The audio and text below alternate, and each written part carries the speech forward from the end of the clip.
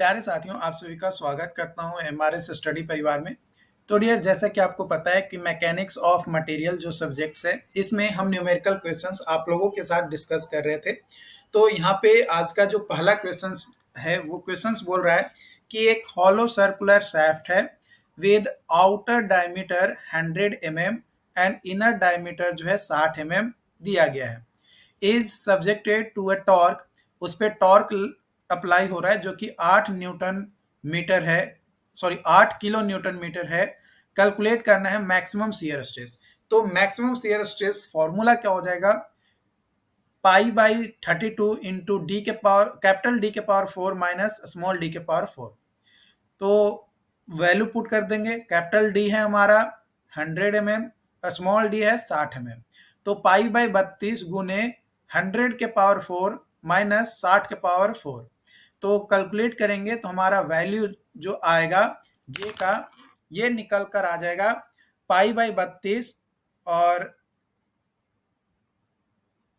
8.7 गुने 10 के पावर 1 2 3 4 5 6 7, 10 के पावर 7।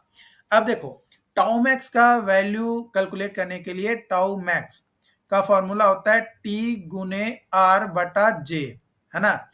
तो टी जो है हमारा यानी टॉर्क कितना दिया गया है, 8 किलो न्यूटन मीटर। तो 8 गुने 10 के पावर 6। और आर कितना दिया गया है, तो आर हमारा है 50। आर कितना है, 50। और जे का वैल्यू कितना हो गया, तो 8.7 गुने 10 के पावर 7। ठीक है। तो देखो यहाँ पे वैल्यू पुट करेंगे तो भाई 10 के पावर 6 और ये एक, और ये आपका जो है कट जाएगा यहाँ तक। ठीक है। तो बच जाएगा हमारा 8.7 गुने पाई/32 डिवाइडेड बाई ये 8 को डिवाइड करेंगे तो 8 गुने 5 हो जाएगा 40, और ये 32 अगेन फिर से ऊपर आ जाएगा। तो ये आ जाएगा 40 गुने 32 डिवाइडेड बाई 8.7। ठीक है, कितना आ जाएगा 8.7। या इसको पूरा ले लेंगे, 8.7 को एक और जीरो कर देंगे तो वो भी आ जाएगा आपका। ठीक है। तो ये आपका आ जाएगा। अब यहाँ पे इसको जब पूरा कैलकुलेट करेंगे तो आपका कितना आ जाएगा, 46.6 मेगा पास्कल। कितना आ जाएगा, 46.6 मेगा पास्कल जो है आपका क्या आ जाएगा, आंसर आ जाएगा। तो ये क्या निकला, 46.6।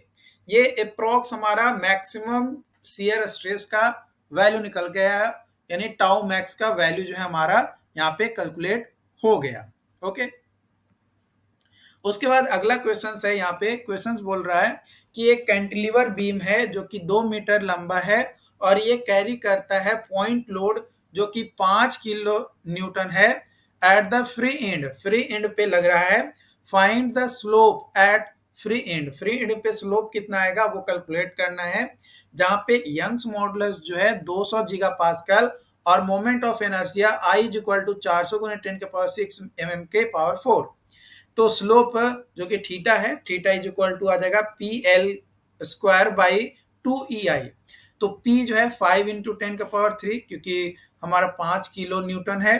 ठीक है। और हमारा 2 मीटर है, तो 2 मीटर को हम कन्वर्ट करेंगे एमएम में, तो 2000 एमएम जो है हमारा यहाँ पे आ जाएगा। ओके। तो यहाँ पे हमारा वैल्यू पुट कर देंगे, 2000 का स्क्वायर डिवाइडेड बाई 2 इंटू ई का वैल्यू है 200 गुने 10 के पावर 3 गुने 400 गुने 10 के पावर 6। तो यहाँ पे टोटल पूरा कैलकुलेशंस करेंगे, 10 के पावर 3 से 10 के पावर 3 कट जाएगा, है ना। और यहाँ पे वैल्यू आएगा, तो ये यहाँ पे जो आपका आंसर आएगा वो आ जाएगा 1.25 गुने 10 के पावर -4 रेडियंस। तो इसको अगर हम पॉइंट में करेंगे तो 0.00125 रेडियंस, ये आपका क्या है, ये आपका आंसर यहाँ पे निकल कर आ जाएगा। तो इस तरीके से आप क्या कर सकते हो, यहाँ पे सॉल्यूशंस आप कर सकते हो। तो सेमेस्टर एग्जाम्स में सॉल्यूशंस तो इम्पॉर्टेंट है, लेकिन उसका एक प्रॉपर स्टेप बाय स्टेप आपको जो है फॉलो करना होगा, क्योंकि अगर आप स्टेप बाय स्टेप फॉलो करोगे तभी आपका सेमेस्टर में मार्क्स बेहतर मिलेगा। ये चीज जो है आपको ध्यान रखना है। ओके, अगली क्वेश्चंस की ओर बढ़ते हैं। अगला क्वेश्चंस कह रहा है कि at a point in a strained material EX is equal to 300 u, EY is equal to 150 u and YXY is equal to 200 u. तो मैक्सिमम प्रिंसिपल स्ट्रेन जो है आपको बताना है। तो देखो E1 is equal to EX plus EY divided by 2 plus square root EX minus EY by 2 का whole square plus YX by 2 का होल स्क्वायर। यहाँ पे पूरा वैल्यू हम पुट करेंगे, तो वैल्यू पुट करेंगे 300 प्लस 150 बटा 2 प्लस स्क्वायर रूट 150।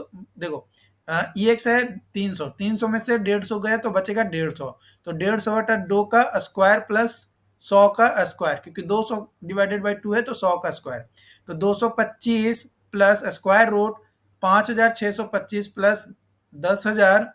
तो यहाँ पे हमारा आ जाएगा 225 प्लस स्क्वायर रूट 15,625, यानी आ जाएगा 225 प्लस 125 यानी 350 यू। ये हमारा क्या निकल कर आ जाएगा, यानी माइक्रो स्ट्रेन, जो कि 350 माइक्रो स्ट्रेन आ जाएगा, जो कि हमारा मैक्सिमम प्रिंसिपल स्ट्रेन का वैल्यू निकल कर आ जाएगा। ओके, तो यहाँ पे ये चीजें भी आपको समझ में आ गया होगा। चीजों को आप बेहतर तरीके से समझने की आप कोशिश कर रहे होंगे। देखो, जब तक आप प्रैक्टिस नहीं करोगे ना, आपको मैं कितना भी क्वेश्चंस करवा दूं, 100, 200, 1000, 2000, 5000, कितना भी क्वेश्चंस करवा दूं, जब तक आप प्रैक्टिस नहीं करेंगे तब तक आप उसमें बेहतर नहीं कर पाएंगे। ओके, उसके बाद है अगला क्वेश्चंस। अगला क्वेश्चंस बोल रहा है find the section modulus. Section modulus को कैलकुलेट करना है for a rectangular section. Rectangular section के लिए जिसका विड्थ जो है 100 mm है और डाया जो है 200 mm या डेप्थ जो है 200 mm आप कह सकते हो। ओके, तो Z इज इक्वल टू हमारा आ जाएगा I/Y मैक्स। I का फॉर्मूला होता है VDQ/12 और Y मैक्स का फॉर्मूला होता है D/2। तो I इज इक्वल टू 100 गुने 200 के पावर 3 डिवाइडेड बाई 12, तो 100 गुने 10 के पावर 6, 100 गुने 10 के पावर 6 गुने 8 डिवाइडेड बाई 12, तो इसका वैल्यू आ जाएगा 66.67 गुने 10 के पावर 6 mm के पावर 4। तो Z का वैल्यू आ जाएगा 66.67 गुने 10 के पावर 6 डिवाइडेड बाई 100। तो यहाँ पे 100 से डिवाइड करेंगे तो यहाँ पे 2 पॉइंट कट जाएगा, यानी 10 का पावर 4 आ जाएगा। तो 66.67 गुने 10 का पावर 4 mm³ हमारा ये वैल्यू आ जाएगा Z का, यानी जो सेक्शन मॉडुलस है उसका वैल्यू हमारा निकल कर आ जाएगा, जो कि mm³ में आएगा। ये चीज ध्यान रखना है। ओके, तो देखो एग्जाम में क्वेश्चंस अगर आप सॉल्व कर रहे हैं तो यूनिट कन्वर्जेंस एक इंपॉर्टेंट रोल निभाता है। तो यूनिट कन्वर्जेंस आपको सही से करना पड़ेगा। अगर आप यूनिट कन्वर्जन करने में प्रॉब्लम आता है या यूनिट कन्वर्जन आप गलत कर देते हो तो आपका मार्क्स कई बार कट जाता है। तो इस चीज पे खासा ध्यान दीजिएगा कि भाई न्यूमेरिकल क्वेश्चंस में यूनिट कन्वर्जन बहुत ही जरूरी है और इंपॉर्टेंट भी आपका है। ओके, उसके बाद अगला क्वेश्चन है आपका, यहाँ पे क्वेश्चंस बोल रहा है कि at a point in a material, at a point in a material sigma 1 is equal to 100 mega pascal, sigma 2 is equal to 40 mega pascal, sigma 3 is equal to 0। Calculate करना है equivalent stress using von Mises theory के द्वारा।